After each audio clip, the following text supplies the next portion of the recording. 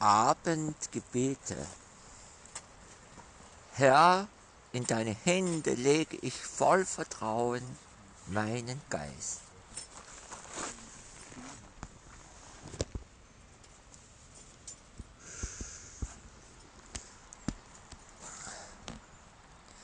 Es segne und behüte uns, der allmächtige und barmherzige Gott, der Vater und der Heilige Geist.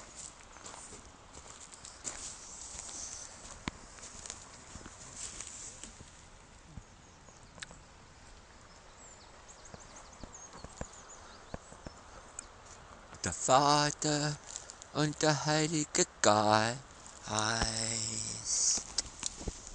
Der Vater und der Heilige Geist.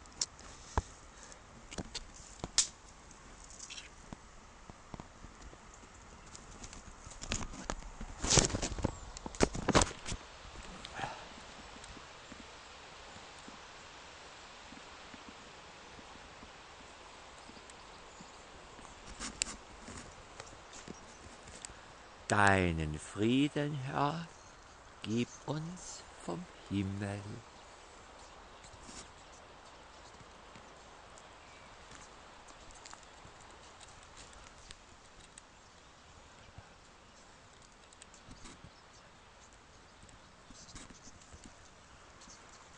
Und dein Friede bleibe in unseren Herzen.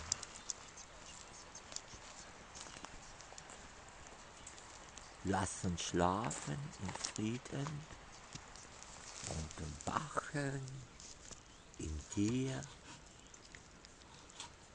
auf dass wir uns vor keinem Grauen der Nacht uns fürchten.